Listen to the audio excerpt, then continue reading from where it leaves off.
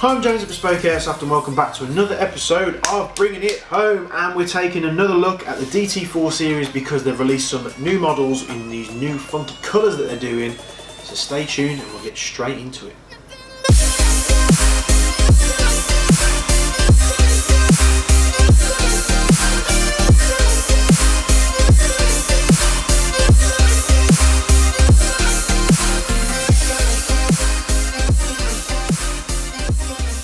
So love it or hate it, you've got to respect this thing for what it is. It's a double-barreled M4 that uses a single motor and a single set of gears to pull a dual piston design back and forth, which gives you 2 hop units, gives you 2 barrels, it gives you 2 magazines, so you've got to keep this thing going.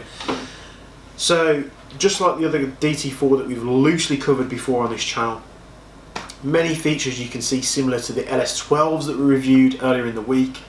Polymer stock here, which is the same as the one on the LS12. We've got a metal stock tube here, plastic grip, metal upper and lower receivers, and handguard, which is an M-LOK style, so your M-LOK accessories will fit this. But of course, the difference that we've got two barrels. So yeah, we've got 2 barrels on this thing, 2 hop units, 2 magazines feeding us ammo, but we've got 1 motor and 1 lower gearbox design. This thing, love it or hate it, you've got to respect it for what it is. The double barrel saga that WE started with the 1911 and the Makarov, and it's so unwieldy and just we sell them, of course. We want you guys to buy them. It's not the easiest pistol to field because it's so chunky. The grip is twice the size as well, so it makes it more unwieldy than the single style version of that pistol, whichever one you're looking at. But Classic Army have done something so much better with the DT4. They've kept it simple. So unlike the WE double barreled gas pistols that they do, Classic Army have kept the pistol grip nice and slim as what is found on their usual M4 series, and the lower half of the gearbox is 1 set of gears, but it does pull back a dual piston design, which is where you get the double barreled aspect of this rifle. So it's really usable. The handguard is obviously much wider, but it's not so much to a point that it's unwieldy. You can fit all your M-LOK accessories on here, so you've got, you know, your vertical grips and such forth, tact lights, anything that M-LOK is supporting can fit on this rifle. So the same as the LS12s, this DT4 features this polymer style grip with this quick detach feature on the motor. You can see obviously a different motor there because it's probably going to have to be higher torque to pull back these 2 springs. This system, love it or hate it, it has pros, it has cons. I'll let you make up your decision on that. However, the plastic is a little bit glossier than I'd like, but you can switch this out with the likes of your aftermarket version 2 or M4 styled grips and motors, long shaft motors that is. Flat style trigger here, the usual micro switch and electronic system that Classic Army put in most of their releases now. The bolt locks to the rear by pulling it back, it locks under its own pressure, and then you've got a bolt release on the left hand side only, so this is not ambidextrous on the bolt release, but it sounds good, which is not a bad thing. Ambidextrous fire selector, semi-safe and full auto. Mag release can be found on the right hand side only, and the way you're firing this thing, you're probably going to want to put 2 full mags on here, and then you're very rarely going to be ejecting one mag over the other. You know, if you're firing this thing as it's intended to be, as long as you keep both mags wound, they should be feeding the same amount of ammo and you should be emptying them both at the same time. 2 polymer style 300 round high cap magazines are included in the box of this rifle, and you can see nice flared mag wells there to put the magazines in nice and easy. Metal flash hiders, which is a great function. Metal flash hiders here fitted out of the box, no polymer stuff like we've featured on the show previously, and the same styled cheaper iron sights. Classic Army, you do a lot good, but please, you're fitting the same iron sights on models that are really cheap compared to really expensive. These things, they are metal, but they're loose, they're janky. Great to have them out of the box than to not have them, but you know, it's got to be mentioned. A little bit loose fitting, not the greatest quality, but you know, Most people are going to be putting some kind of optic on here anyway, whether it be a red dot or an optic. Loads of battery space in here as similar to the LS12s. Loads of 20mm Picatinny rail space on the top here. And honestly, can I find a role for this rifle to be in? Maybe, if you're not sort of wanting to don the full support role and run like an M249, an LMG, a minigun for instance, because Classic Army do those as well. We have them in stock on the website as well as all the models that we've reviewed here on this show. If you are massively into M4s, if you like the gimmick of the dual barrels, you know, you're going to have fun with this thing. Love it or hate it, you fire this thing and it is so much fun. Every pull of the trigger, you're firing 2 rounds. The full auto is really, really pleasing. And let's get a battery on this thing. So unlike James May and the Grand Tour, we love continuity on this series. Same 11.1 2200 milliamp battery. I'm just going to remove the plate on the stock here. Let's pop this magazine in. There is someone at the Classic Army factory that does this with all their rifles that we reviewed this week, and they use silver wire, which is nice, but whoever told them to then go over all the guns that are leaving the factory and to paint the Tamiya partially the wire with red Sharpie to depict which obviously wire is positive and negative, really, you know, just it's really not needed. I mean, who are they saying this to? Are they saying that the consumer is an idiot and they can't put a Tamiya on right? I mean, it only goes on one way. Heat shrink, Classic Army, heat shrink, would be nice. Let's put this battery on here. We have an 11.1 2200 milliamp battery, semi-auto. You can feel the power. It feels twice as powerful. Same spring twang as what we discovered in the LS12s. Again, this is a really easy issue to resolve. Take the gearbox apart, spring guides and the rear of the spring, just coat them in like a silicone grease and it will remove that spring twang noise perfectly fine.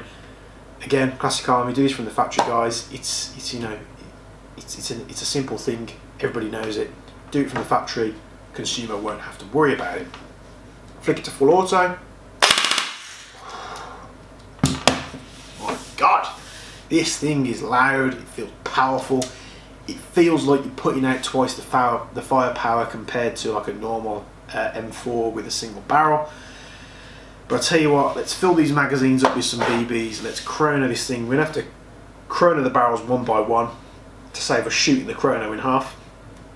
And then we're going to head to the accuracy test, which I really don't know how this is going to go, guys, to be honest. But let's chrono this thing and we'll be right back on camera. So we're going to do the left barrel first and the right barrel second.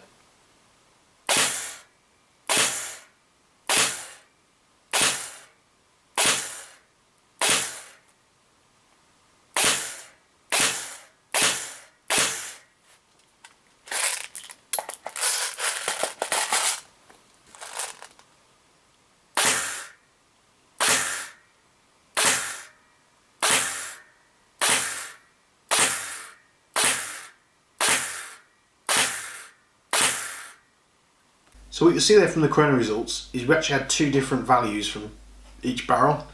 So the left hand side barrel was a little bit lower than the right hand side barrel. That might just be a case of how this is settled from the factory, grease and whatever, so have you, O-ring on the piston.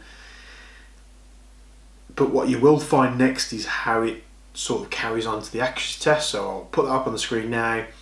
Fire a single shot a few times and then I'll just let rip, because let's face it, you're buying this to do full auto, you want to put out twice the amount of ammo, you want to just put the firepower down the field. So we'll cut to that just now and you'll see in a 10 meter accuracy test. Gotta be honest, guys, I'm dreading this.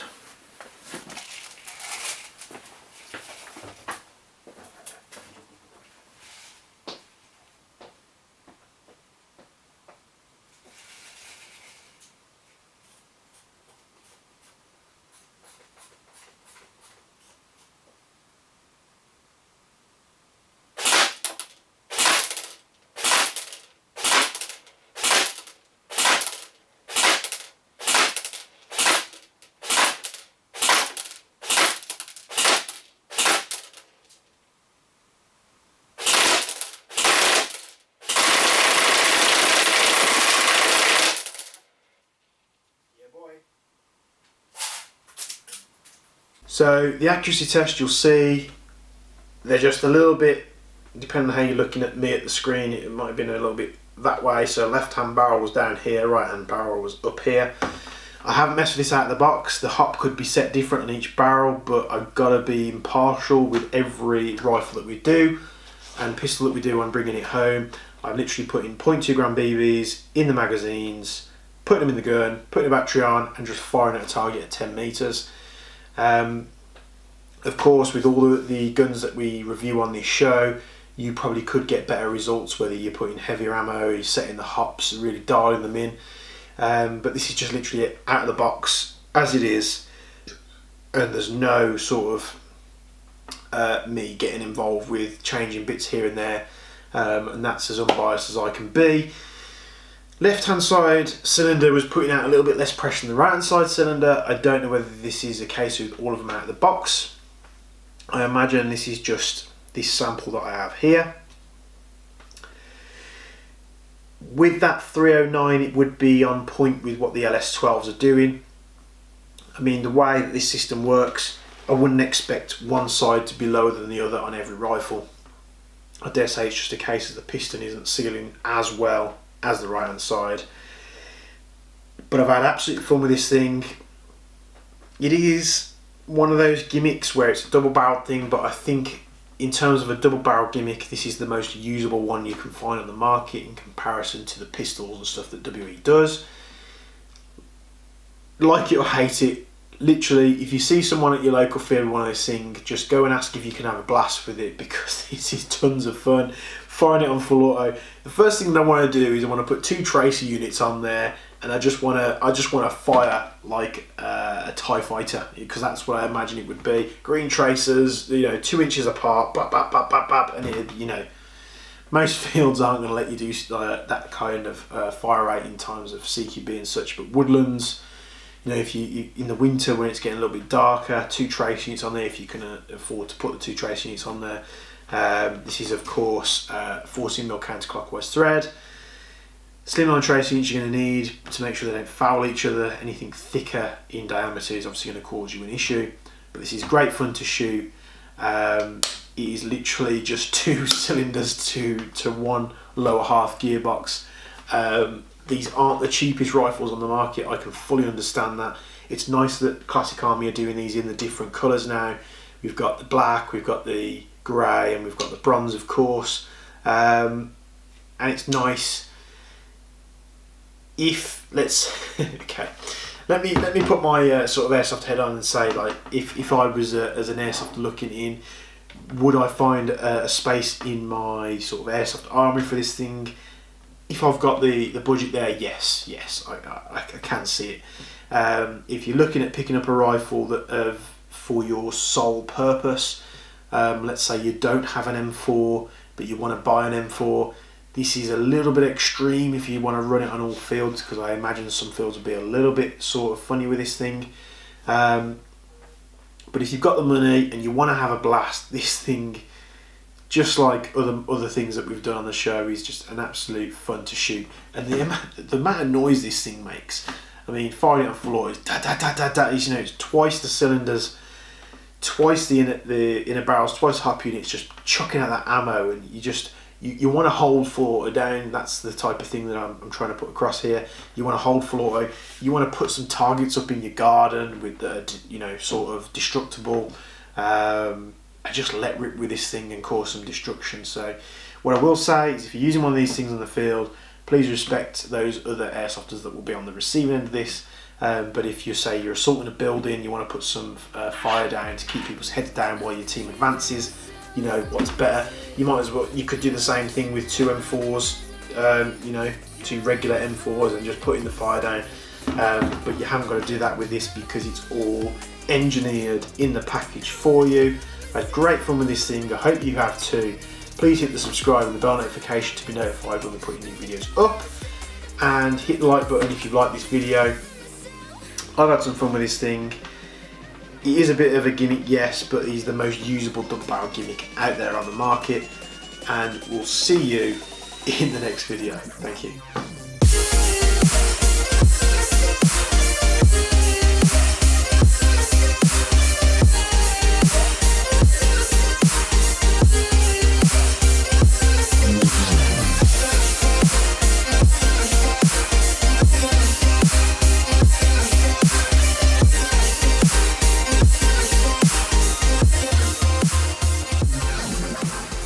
Bibs, Loki.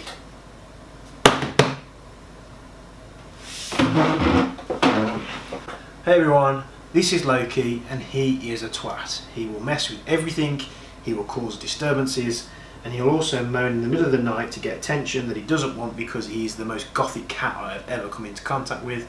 I'll remove him from the room and we'll get back into the review of the DT4. In classic Army week, than when they release. And if you like this sort of thing, stay tuned because we've got a review for you. See you in a moment. Got a review for you. Got a review for you. You know, this bronze colour is absolutely amazing. We'll get to it in just a moment.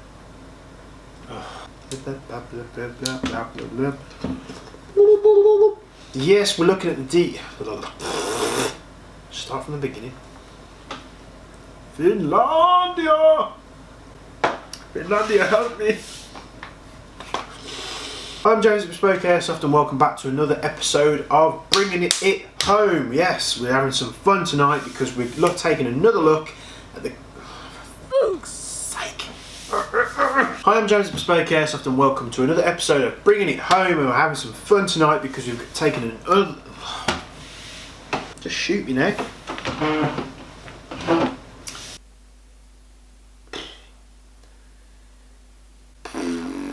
People are going to get fed up with you repeating yourself.